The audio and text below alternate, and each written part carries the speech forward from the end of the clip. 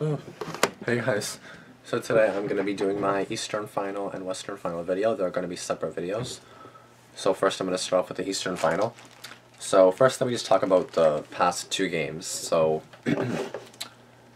well, BC and Hamilton.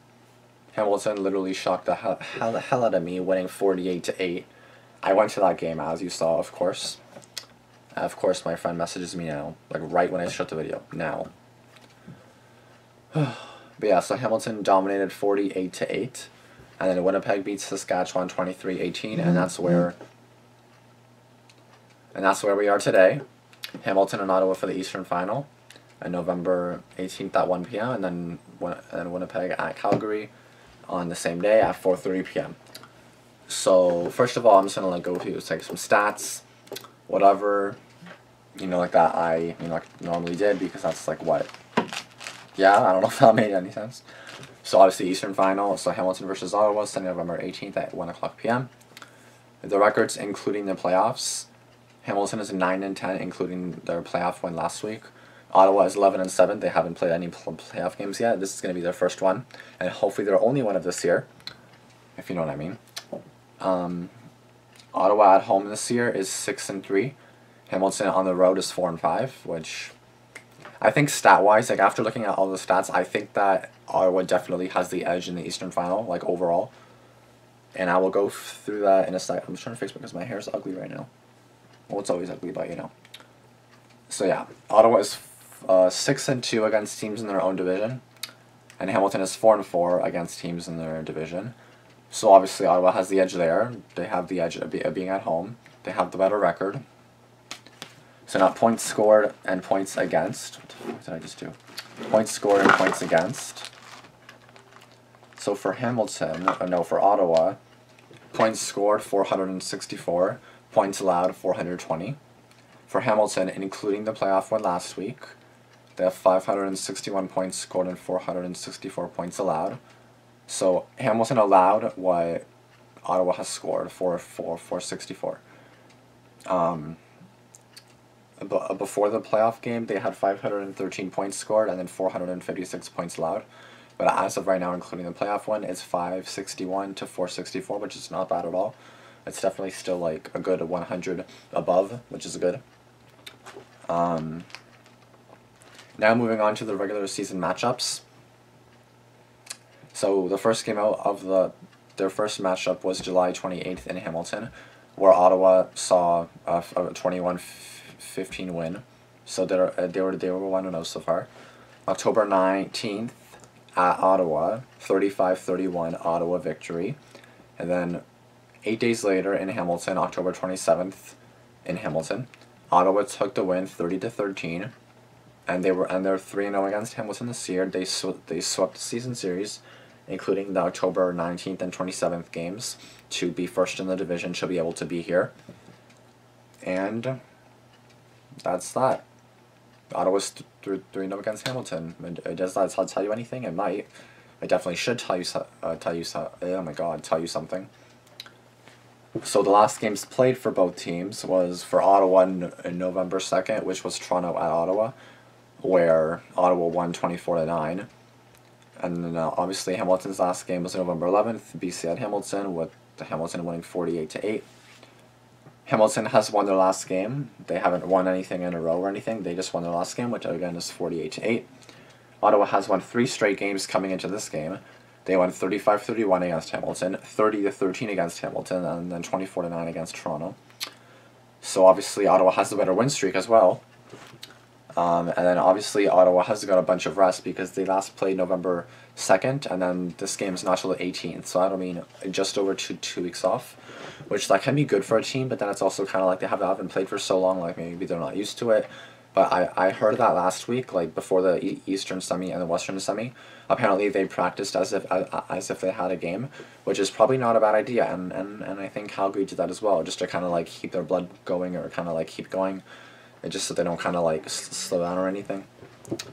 So yeah, following the Tiger-Cats 48-8 victory against the BC Lions in the Eastern semifinal, and the Winnipeg Blue Bombers 23-18 victory against the Saskatchewan Roughriders in the Western semifinal. The division finals are set for next Sunday. The Red Blacks are hosting the Eastern Final for the third time in 4 years and now have played a home playoff game for 4 seasons in a row, which is obviously really good. So here's just a bunch of stats. So Ottawa football teams have a 33-14, a .702% home record in the playoffs. Home teams in the Eastern Final are 31-13, .705. That's like their percentage since 1973. Ottawa will be looking to play in the Grey Cup for the first time since 2016 when they defeated Calgary at BMO Field. It would be Ottawa's 18th Grey Cup appearance where they have a 10-7 record, .588. This is Hamilton's third appearance in the Eastern Final in 6 years and their first since 2014. Ottawa football teams have a 33-14, .702. I don't know why that's there again. That was just there. I just told you that Ottawa football teams have the 33-14 home record in the playoffs, so I'll skip that even though I just said it. Hamilton has a 15-29, .344 away record in the playoffs. The last time Ottawa and Hamilton played in the playoffs was in 2015. Henry Burris connected with Greg Ellingson for a 93-yard touchdown with just over a minute left to lead the Red Blacks to a 35-28 victory in the Eastern Final. I remember that game. I was watching that game. And then I remember Hamilton tied that game 28-28. And I was like, oh my god, they tied it 28-28. A minute later, 35-28 Ottawa. And then ever since then, that was the final score. So I do feel like this game is going to be like a really good game because Hamilton and Ottawa in the regular season is just kind of like, oh well, it's just a regular season. But this one is going to be a playoff game now, and it's the Eastern Final, and it's in Ottawa, and it's a rematch from 2015. And, of course, Hamilton's going to look to go back to the Grey Cup for the first time since 2014. So it should be a really good game. So in the era of single-game Eastern Finals, Hamilton and Ottawa have met 3 times prior in 1976, 1981, and 2015. And as I've already told you, Ottawa swept this year's season series against Hamilton 20-21-15, Week 7 at Hamilton, 35-31, Week 19 at Ottawa, and 31-13, Week 20 at Hamilton. So now we're going to go into some numbers don't lie. So three stats that will define the Eastern Final. Just going to do that. Awesome. So yeah, Ottawa. There's one simple stat that very easily tees up Sunday's Eastern Final, where the Hamilton Tiger-Cats and Ottawa Red Blacks will duel for a chance to play in the 106th Grey Cup presented by Shaw. 3-0.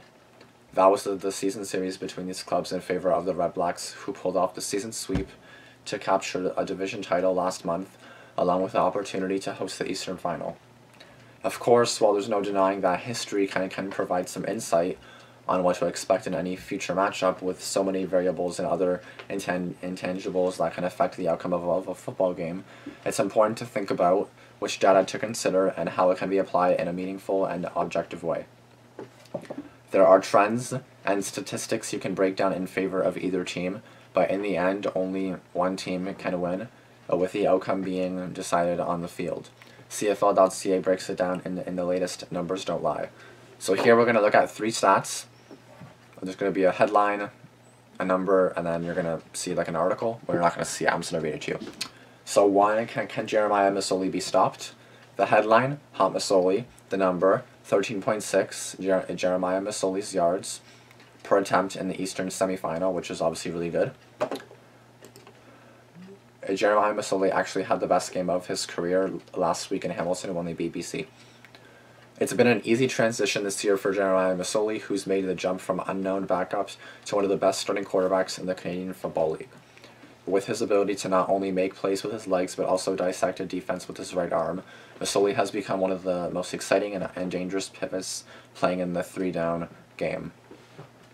That carried into the postseason over the weekend when Masoli shredded the visiting BC Lions at Tim Hortons Field, throwing for 259 yards and 3 touchdowns on 14 of 19 passes. Yes, the 19 attempts were all Masoli needed for his team to put up 48 points to win one of the most lopsided games of 2018, while his 13.6 yards per attempt were the second highest total by a qualified quarterback this season. Yards per attempt have been Masoli's calling card all year, indicative of his elite level of production in his first full season as a starter. At 9.1 yards per attempt, Masoli led all quarterbacks at the end of the season, also finishing second with 5,209 passing yards and third with 28 touchdown passes. The Red Blacks defense provides a sturdy challenge for Masoli, considering it's allowed 7.9 yards per attempt this season, tied for third lowest in the league. As Rick Campbell's team looks to avoid another 300-yard outing for Masoli, a milestone he's hit 12 out of 17 tries this season. Number 2, Trevor Harris is in perfect rhythm. The headline, high efficiency unit. The number, 76.6%. Trevor Harris's completion percentage his last 6 starts, which is amazing. Always known as a hot and cold passer, Trevor Harris might be playing the best football of his career heading into the postseason. That's good news heading into a matchup with one of the CFL's stingiest pass defenses, with the Tiger-Cats allowing a league-low 332 first downs and just 247.7 yards per game through the year, which is third in the CFL. The Tabbies defense will no doubt provide a stiff test, but Harris has had Hamilton's number this season, winning all 3 starts while completing 70 of 97 passing attempts, 72% with 4 touchdowns and no interceptions. 97 passes and none have been intercepted. That tells you something. And it definitely tells you something that 72% of those were completed. Even more impressive has been Harris's play as of late. The Red Blacks veteran has gone 4-2 over his last 6 contests, completing a spectacular 76.6% of his passes for 1,895 yards, 313.8 per game, which is amazing, and an 11-2 touchdown to interception ratio. Over that span, he's averaged 9.7 yards per attempt. So obviously Trevor Harris has been really good, which does make me nervous. I'm not going to lie. I will get more into my predictions and my thoughts after the whole preview thing is done. Jeremiah Masoli might have gotten the MOP nod in the East, but with a full assortment of weapons, including Deontay Spencer, Brad Sinopoli, and Greg Alexson, Harris has played some of the best football of his career the last 2 months. So that'll be number 2. So the first one, Jeremiah Masoli. Number 2, what's the name again? Trevor Harris. And then number 3 is going to be, can the Tiger-Cats take the ball away? The headline, pressure bursts pipes. The number, 31 sacks by the Tiger-Cats, the second fewest in the CFL. Speaking of Harris, the Red Blacks quarterback has thrown 97 passes against the Tiger-Cats this season, and not one of them has been intercepted. In contrast, Jeremiah Masoli has been picked off 4 times in 3 games against Ottawa, while the Tiger-Cats have lost the total head-to-head turnover battle 8-5. It's been noted often that the Tiger-Cats need to turn the ball over less, especially Masoli, who's thrown a CFL high 18 interceptions in his first full season as a starter. But equally important for the black and gold will be applying the pressure on Trevor Harris and taking the football away. It's been an area of weakness for the Tiger-Cats this season, ranking second last in the league in all of sacks 31, takeaways 31, and interceptions 14. They also tied for last in fumble recoveries 8 and scored just 81 of their 513 points off turnovers. And then again, those 513 points were all in the regular season. We're not talking about the game against BC because that one was like really dominant for Hamilton in almost all stages of the game. So taking the football away was certainly a vital part of the Tiger-Cats' 48-8 blowing victory over BC in the Eastern semifinal. I need to breathe a little bit. They won the turnover battle 6-1 in that game, recording 4 sacks while adding pick 6. Turnovers have played a key role in the success of both these teams this season. The Tiger-Cats have gone 5-1 when winning the turnover battle, while the Red Blacks have gone 6-0. I need a water bottle. While Hamilton's turnover ratio this season is -10, the second worst in the CFL ahead of only Toronto Ottawa ranks 3rd best with a turnover ratio of +9. So there's 3 things. There's 3 things that will define. Those are 3 stats that will define the Eastern Final. And And yes, I'm very nervous because like I don't even know what to think. I'm just so thirsty.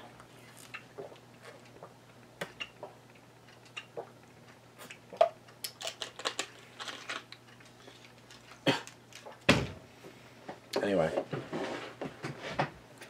So there's going to be some key things.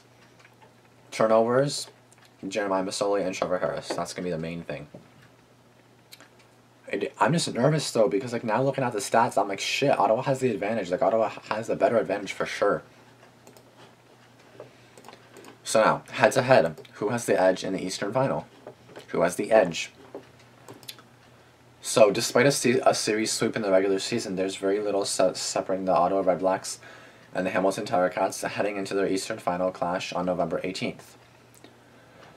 Whew. The Tiger-Cats are characterized by their offense, which led the CFL with 405.6 yards per game on the strength of first-time starter Jeremiah Masoli. However, the REDBLACKS aren't far behind, averaging 387.1 points per game, with a significant bump in production over the final third of the season. Though they'll never play at the same time, Masoli and REDBLACKS pivot. Trevor Harris make up the marquee matchup in this one after going head-to-head. After going head-to-head for most outstanding player in the East, Masoli ended up winning the nomination, but Harris got the better of the two in head-to-head play this season, winning all three matchups while throwing 0 interceptions on 97 attempts. Of course, there will be plenty of other factors impacting the outcome of Sunday's game, as East Division rivals fight for the opportunity to play in the 106th Grey Cup presented by Shaw. CFL breaks it down position by position. So starting off with quarterbacks, some wondered whether Jeremiah Masoli could overcome a decimated receiving corps, but the Tiger-Cats pivot answered his critics on Sunday in a 48-8 blowout win over the Lions, doing it without team leading receiver Brandon Banks. On the other side, Trevor Harris is playing some of his best football as well, completing around 76% of his passes over the previous 6 contests.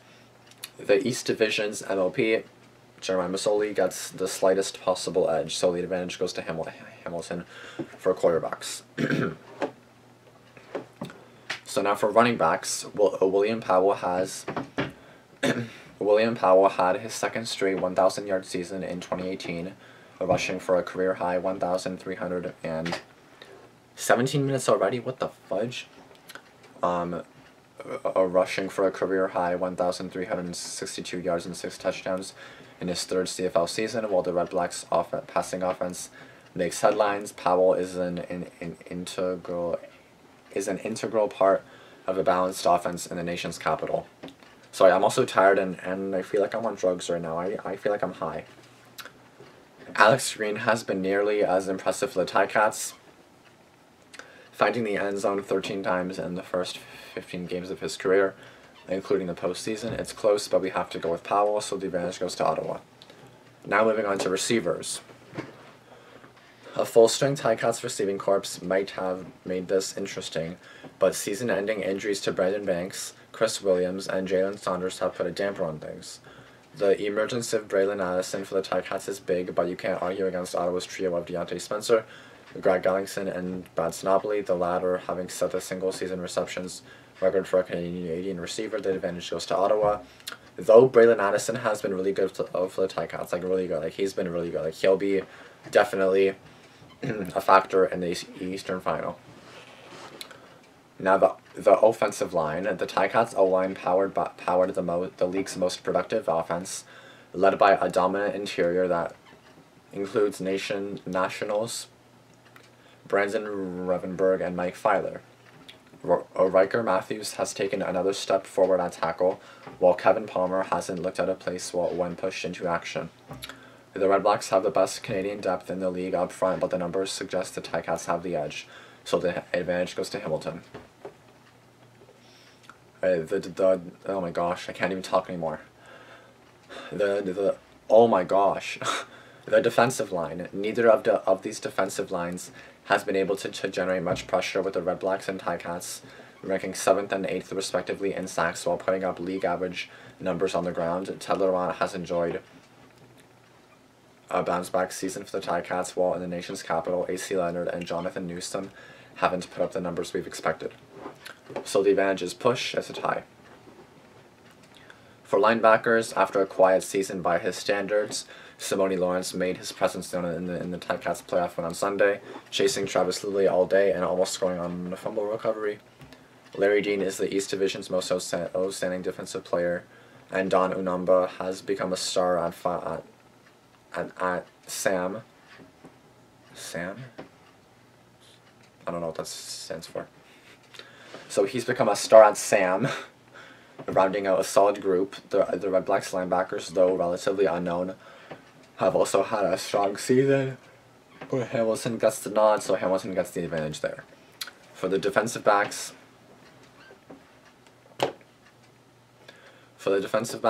Rico Mori has had a big first season in the nation's capital, with rookie Anthony Chiaffi breaking out and Jonathan Rose taking another step forward at corner.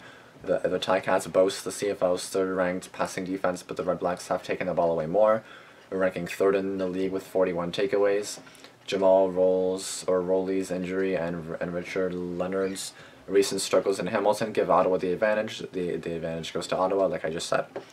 The return game. Frankie Williams has had a nice season returning kicks to the Tiger-Cats, but few can compare to the diminutive but electrifying Deontay Spencer. Spencer is a threat to score every time he touches the ball, making the REDBLACKS the team to worry about in all three phases of the game. Spencer is the CFL's leader with 2,704 combined yards. Obviously, the advantage is going to go to Ottawa in that case. And last but certainly not least, the kicking game. The REDBLACKS have one of the CFL's best tandems in kicker Lewis Ward and punter Richie Leone, with Ward putting up historic numbers in his first year in the league. The nominee for both top rookie and special teams player have made 51 of 52 field goal attempts, including 16 from beyond the 40. Liram Haivalahu is solid for the Tiger-Cats, though he's missed 5 extra points. The advantage goes to Ottawa as well. So, this site tells you 20 to watch in the division finals. So this is like combining all teams, Hamilton, Ottawa, Calgary, and Winnipeg.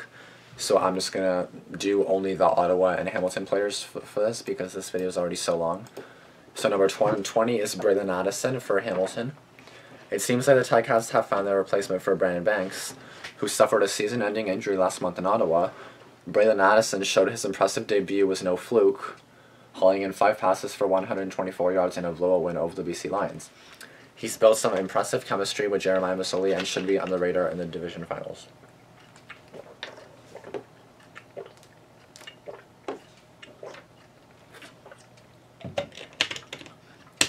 So skipping number 19 because that's I want to play player.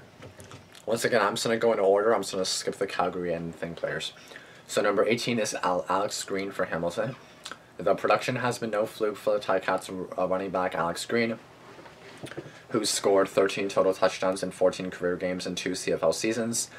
Green gets the job done on the ground, averaging 5.3 yards per attempt this season, but is also an integral part of the Tiger-Cats passing attack as a regular target for Jeremiah Masoli. He'll try to outperform William Powell in the nation's capital. Number 17 is Greg Ellingson for Ottawa. Despite not putting up the numbers we're accustomed to, Greg Ellingson has been as reliable as always in 2018, recording his 4th straight 1,000-yard season while finding the end zone 5 times. The engineer of one of the biggest playoff catches the league has ever seen, which sent Ottawa to the Grey Cup 3 years ago. I remember that still. Ellingson is a sure bet to impact Ottawa's postseason aspirations. Number 16 is Larry Dean for the Hamilton Tiger-Cats. Hitting 100-plus tackles for the first time in his career, Larry Dean has emerged as one of the most reliable linebackers in the 3-down game. He's always been on the football, and as the Tiger-Cats offense tries to figure things out in the absence of Brandon Banks, it's the defense that will have to step up if the team is going to make it to the 106th Grey Cup. Skip number 15, that's Winnipeg. And number 14 is Bradsinopoli for Ottawa. After setting a Canadian receiver record with 116 receptions this season, Bradsinopoli turns his attention to winning a third Grey Cup ring and second with the Ottawa REDBLACKS. Sinopoli is far and away the top national pass catcher out there, part of the three-headed monster in Ottawa that also includes Greg Ellingson and Deontay Spencer. Those three players definitely worry me as a Tiger-Cat fan because I'm nervous, bro. And number 13 for Hamilton is Luke Tasker. The injury to Brandon Banks only magnifies the value of Luke Tasker in the Tiger-Cats offense, as shown by his 2 touchdown grabs in the team's playoff win. Jeremiah Masoli's top security blanket is the model of consistency, catching 4 or more passes in 12 of his 15 games on the way to his third 1,000-yard season in 4 years. Skip 12, skip 11. 10, Deontay Spencer for Ottawa. With Brandon Banks out for the playoffs, Deontay Spencer is likely the most electrifying player on the players to watch list. The diminutive receiver/returner is a threat to score anytime he touches the ball, with his presence on offense creating space for other weapons around him, including Greg Ellingson and Bradsinopoli. I might have to charge my camera soon. 9 is William Powell for Ottawa. William Powell might be the best pure runner in the CFL, ranking 2nd in the league with 1,362 rushing yards and a 5.4 yard average per attempt. He may not get his due in the REDBLACKS' high-octane passing attack, but Powell's ability on the ground balances one of the league's most efficient and productive offenses. He'll be busy against the Tiger-Cats in the Eastern Final. And number 8 is Delvin Breaux for the Tiger-Cats. Delvin Breaux's return was certainly welcome for the Tiger-Cats, who dominated the Lions from start to finish in the Eastern semifinal. Breaux is a rare shutdown corner in the 3-down game, leading one of the league's stingiest pass defenses in the first year back on the hammer. Skip 7, 6, and 5. Number 4 is going to be Jeremiah Masoli for Hamilton. Jeremiah Masoli answered his critics in the Eastern semifinal, throwing 3 touchdown passes while averaging a season-high 13.6 yards per attempt in a blowout win over the Lions. If this is what playoff Masoli looks like, the Tiger-Cats have a legitimate chance to run the table and win the 106th Grey Cup championship. I've never personally seen the Tiger-Cats win, so I'll be fucking lit to see. Skip number 3, skip number 2, and number 1 is Trevor Harris for Ottawa. Trevor Harris lost out on the East MLP nod, but has gotten the best of Jeremiah Masoli in head-to-head play this season. His REDBLACKS winning all 3 matchups. Harris has reached a possible turning point in his career as he moves out of the shadow of Henry Burris and tries to prove he's one of the CFL's elite quarterbacks. So now, I have one more thing to read to you guys. This video is almost 30 minutes, so I want to hurry this up. So CFL simulation, Stamps and REDBLACKS are favored as a Grey Cup matchup. So I'm going to say this now and then in the next video too. So one thing appears to be certain according to CFL simulation this week, and that's that the Ottawa REDBLACKS appearing to have the edge over the Hamilton Tiger-Cats in advancing to the Grey Cup out of the East Division. With 4 teams remaining in the Grey Cup playoffs, Ottawa holds the largest likelihood of advancing to Edmonton to compete for the right to hoist the championships trophy, as CFL simulation has the REDBLACKS with a 70.58% chance of defeating the Tiger-Cats in the Eastern Final. However, despite being heavily favored to make it to the 106th Grey Cup, Ottawa doesn't have the same fortune of being favored as the most likely team to be hoisting the trophy over their heads. That title goes to the Winnipeg Blue Bombers, although they aren't favored in the more likely championship matchup, is favored as the most likely to win the Grey Cup, 34.46%, according to the simulation model. In that series of events, it would be their first championship since 1990, the league's longest championship drought. The Tiger-Cats' last one was in 1999, the year I was born. Winnipeg will be needing to get through a tough Calgary Stampeders team before they can even begin to worry about potentially planning their parade route. The Stampeders, after finishing the season with the league's best record, along with ranking high in multiple team and individual statistical categories, rank in the matchup with the CFL with the highest odds of occurring. That's according to the simulation following the semi-final round of the playoffs. So let's take a look at the odds. So odds to meet in the 106th Grey Cup, Calgary, Ottawa is 36.03%, Winnipeg, Ottawa is 34.55%. Calgary and Hamilton is 15.11%. And then Winnipeg and Hamilton is 14.332%. The odds to appear in the 106th Grey Cup. Ottawa, 70.58%. Winnipeg, 51.14%. Winnipeg, 48.86%. And Hamilton, dead last, 29.42%. Odds to win the 106th Grey Cup. The Winnipeg Blue Bombers, 34.46%.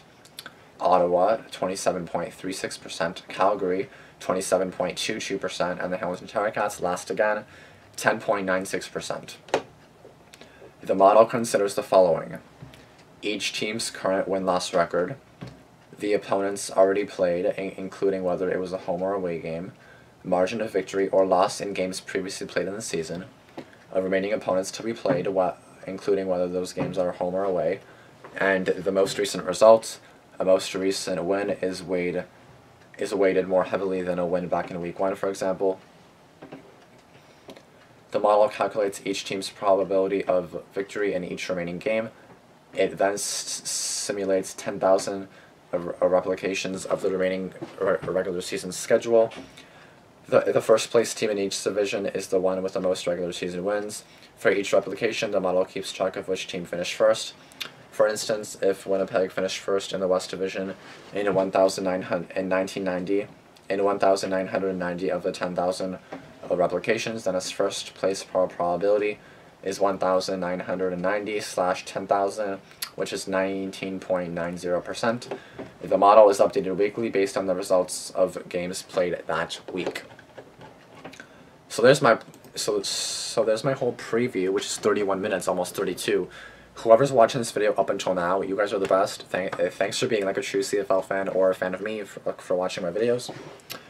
To finish this off, I am going to say that I do think Ottawa has this game pegged.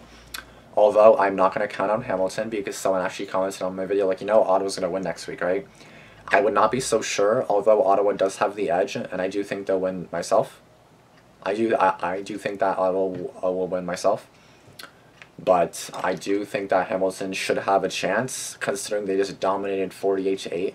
Although that game was against a worse team, and it was at home, and this one's against a better team away. And then obviously the numbers don't lie. All this is pretty favoring Ottawa, especially in the CFL simulation. The Tiger-Cats have like the most dead last chances to appear and win the 106th Grey Cup. But I mean, you can go against the odds. But my pick will be Ottawa. I do hope Hamilton can stand a chance, and I do think they do.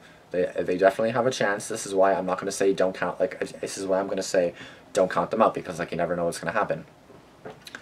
Anyway, because this video has already been so long, and because I need a break, I don't know if you guys saw, but I was stopping for air, and just stopping for a second, because when I talk, my stomach feels weird if I talk so much. So yeah. I will do my Western Final matchup video in a few minutes or in half an hour or an hour. I just need to rest my voice a little bit, and then I'll go on to that video. But anyway, tell me your predictions below. I already know one of your predictions. Ottawa's going to win, you know that, right? But I wouldn't be so sure. I mean, if they do, yes, I'm right, because I chose Ottawa too. I'm not saying that Ottawa's not going to win. I do think they're going to win. I just feel that Hamilton definitely has odds a chance, considering last week's matchup. Anyway, guys, I will see you guys in the next game, I'll see you guys in the next video, which is going to be the Western Final, and let's see what happens in these finals, and let's see who appears in the 106th Grey Cup presented by Shaw. I'm excited, and I really hope it's Hamilton, because I do want to see them in the playoff game. I am pretty happy though, because last year they didn't even make the playoffs, and this year they're back in the Eastern Final against Ottawa. So hopefully they can make this different, and hopefully Hamilton can get revenge from 2015, and revenge from Ottawa's 3-0 season series sweep against Hamilton. But to be honest, the 3-0 record kind of means nothing now, considering this is the playoffs, and considering Hamilton just had the best game of their career, or the best game of the season by far, and the most lopsided game of 2018. I mean, let's just see what it brings. For all we know, it'll be a high-scoring game. For all we know, Hamilton will kill Ottawa. For all we know, Ottawa's going to kill Hamilton. I don't know. The CFL is very predictable, but it's very not predictable at the same time. So anyway, guys, I will see you guys in the next video. Thanks for watching. Like, comment, subscribe. I'll see you guys in the next video.